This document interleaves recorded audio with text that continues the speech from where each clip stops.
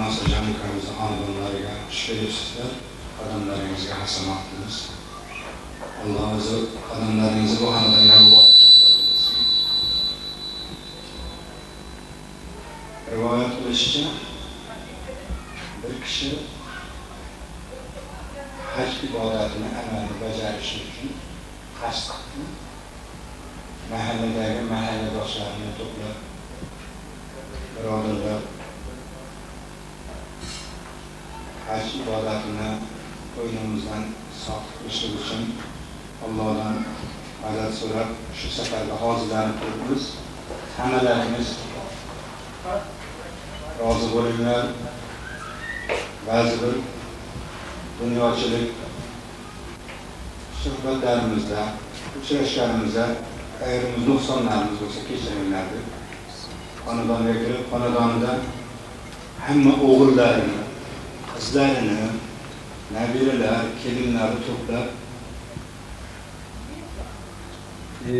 Erzanlarım min Beytullah'a hac ibadetini beceriştiği için ketletmendirdiler.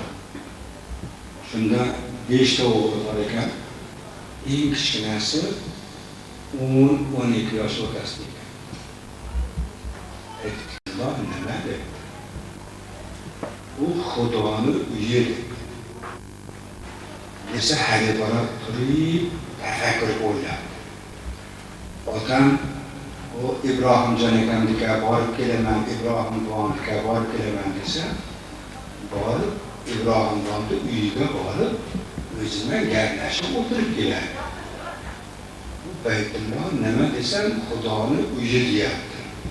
Demak, Xudoni uyiga borib Xudo bilan gaplashib keladi ekanda bular deb o'ylabdi u bola o'zini bolalik fikri bilan. Otasiga aytdiki, Xudoni uyiga meni ham olib ketasiz. Yo'q, hali sen boradan vaqtingga jinday bo'lar. Katta bo'lsang borasan, yo'q, boraman.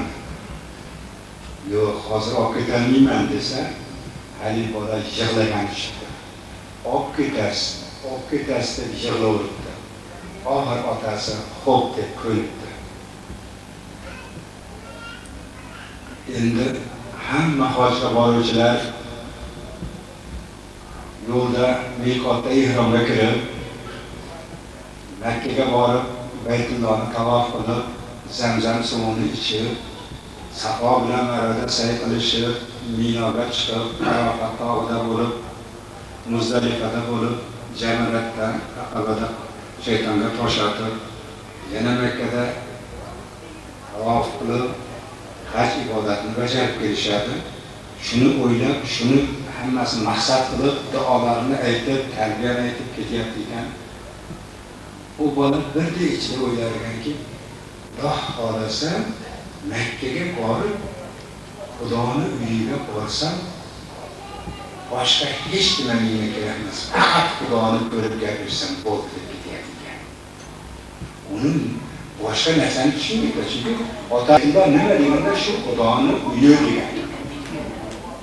Uyga borsa nima gaplashib kelayotgan degan fikrga u bola ekan. Borib miqotda ihromga kirishibdi. U bolaga ham kiygizibdi, nimaga kiyyapsiz? Xudoni uyini tavof qilish uchun bu yerlarda yurib gunoh qilganmiz, turli xatolikka yo'l qo'yganmiz. Shu badanimizni poklash uchun, qalbimizni poklash uchun ketyapmiz. O'sha kiygan kiyimimizni ham yechib, hech qachon shu chegaradan o'tkazilmasdan eng pokiza mana shu kiyimni matoni o'rab olamiz. Xo'p. Makkaga kirib borishibdi. Makkaga borgandan so'ng Masjid Haramga qarab yurishibdi. Bobussalom darvozasidan kirganda borgan hojilarimiz hammasi ko'rishgan.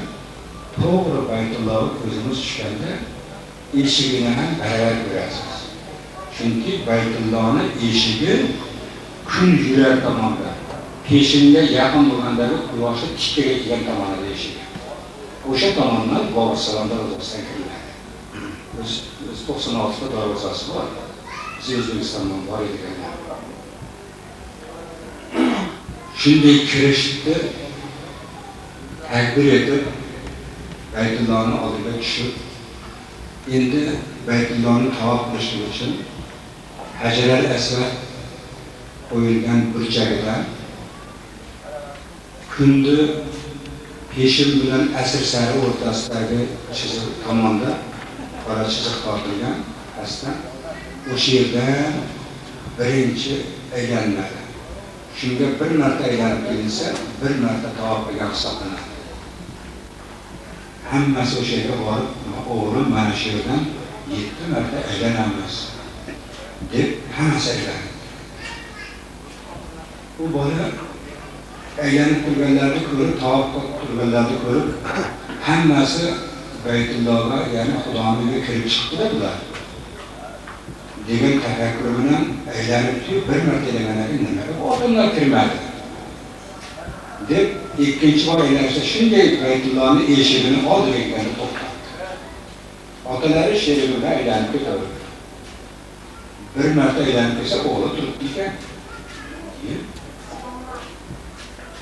Qarasa, keyin Baytullohning ishiga kelib turibdi. O'g'liga unday yaqin kelsa, Parvardigorim, sendan men bitta umid qilib kelganman. Uyimga kelganda meni maqsadim bu yerga yugurish emas. Seni eshigingni ochib kirib, o'zingni ko'rib ketish uchun kelganman. Boshqa mening niyatim yo'q. Boshqa tilagaman yo'q. Men shunga kelganman. Boshqa hech nima narsa kerak emas. Shunda tanlay ekan. Parvardigor eshigini ochgin, men qanday ochishni bilmayman deb yalinib turibdi ekan. Otasi, o'g'lim, buni 7 marta aylanamiz degan paytida yiqilib orqa safarqali o'g'lim.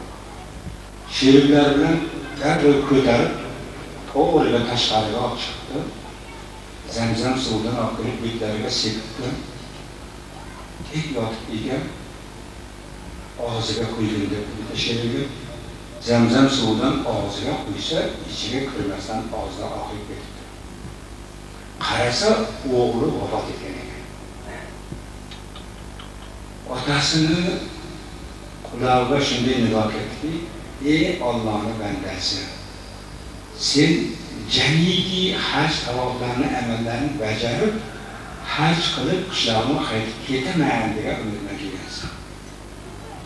Bu o'g'lim sendan eshitgandan to hozirgacha faqat Allohning baytini borib, eshigini ochib kirib, Xudoni ko'rib kelaman. Boshqa umidim ham yo'q, tilagim ham yo'q deb faqat shuni istab, shu e'tiqod bilan, shu niyat bilan kelgan. Shuning uchun u Allohning ishqida jon taslim qildi. Biz jon taslim qilayotgan paytda tajalli bilan o'zimizni ko'rsatdik.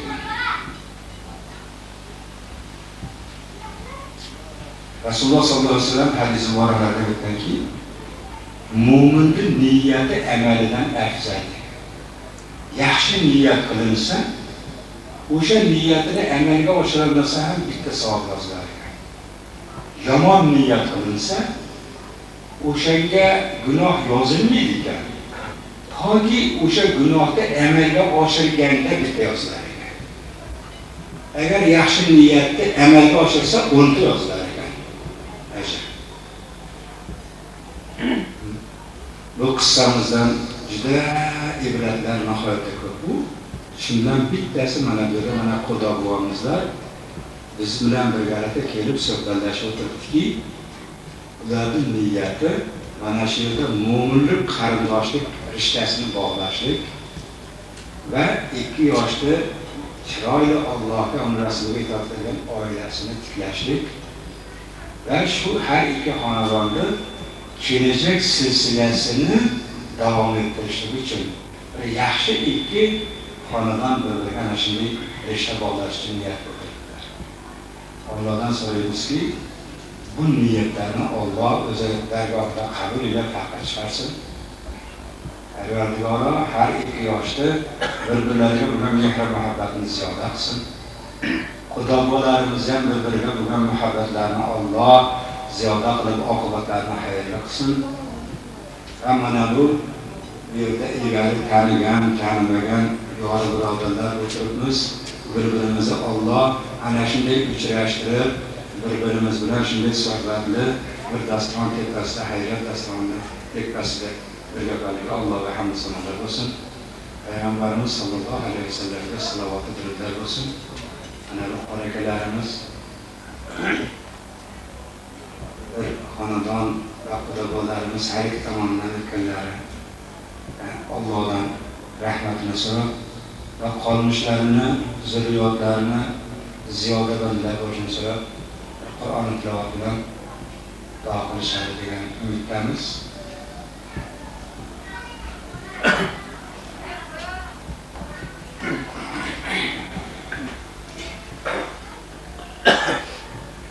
أعوذ بالله من الشيطان الرجيم. بسم الله الرحمن الرحيم. ربنا إني أسكنت من ذريتي بواد غير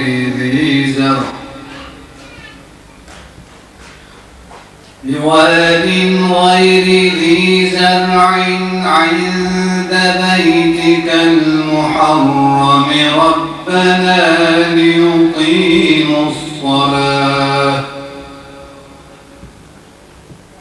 ربنا ليقيموا الصلاة فاجعل أفئدة من الناس تهوي إليهم وارزقهم من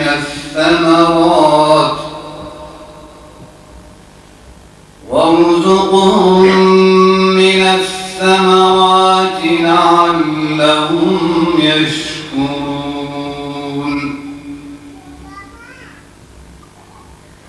ربنا إنك تعلم ما نخفي وما نعلن وما يخفى على الله من شيء في الأرض ولا في السماء. الحمد لله الذي وهب لي على الكبر إسماعيل وإسحاق إن ربي لسميع الدعاء.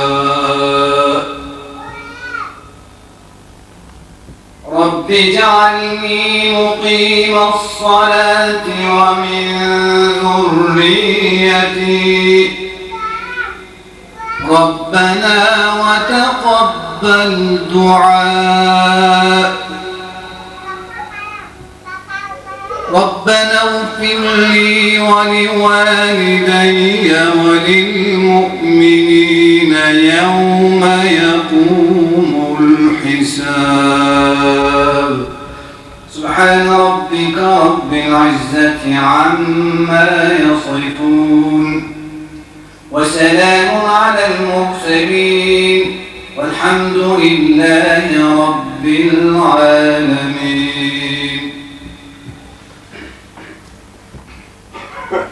İlahi, Perverdigara, bu okulan hatmi Kur'anlar, kılınan hayret, ihsanları, hayret, dasturxonları, dergahında kabul eyle. Hasıl bugün semari sahablarını, evvela Peygamberimiz Muhammed Mustafa sallallahu aleyhi ve sellem'e, onun aile ahirlerine, sahabe-i kiramlarına, tabiinlerine, tabiinlerine, evliyalar, enbiyalarına, hususen sahabeler tamamen ötken cemiki avralarının ruhları kazıp, barchalarni g'arib rahmat shoyisi jannat aylagan. Qiyomat sahrasi qabrlarini o'zlari mina-mina aylagan. Qolmishlarini iymonda, islomda sobitlagan qilib iymonni mina-mina aylagan. Xonadonlarni din islom bilan osida tinchligin, farzandlarni xonadonlarini barakotli qilgan. Bu anjumanga sababchi bo'lgan har ikki yoshda ham ikki dunyo saodatga musharraf qilgan. Bu dunyo yaxshiliklarni ham oxirat yaxshiliklarini ham bergan. Baxtlilar kitobiga yozgan bo'lgan. O'zlaridan o'zlarini ko'paytirib, uvanlik qilgan. vujudga keladigan farzandlardan, zabardast olimlardan, zabardast qorilardan, solih bandalardan, yaxshi kasb egalaridan qiling. Bu oylarda Alloh va uning rasuliga itoat etadigan, ota-onasiga, xalqqa xizmat qilgan solih bandalar